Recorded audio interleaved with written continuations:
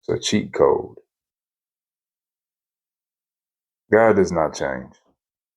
That's what we're saying. And that is our greatest comfort.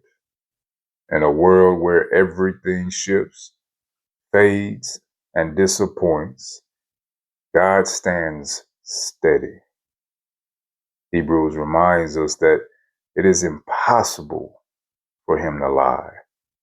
Numbers tells us he never has to take his words back. Malachi declares that his unchanging nature is the only reason his people survived. And the psalmist says he will not take back a single word he has spoken.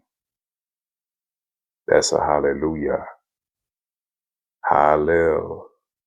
You praise Yah, the Most High. Because God does not change, his promises do not expire. His covenant does not weaken. His love does not fluctuate.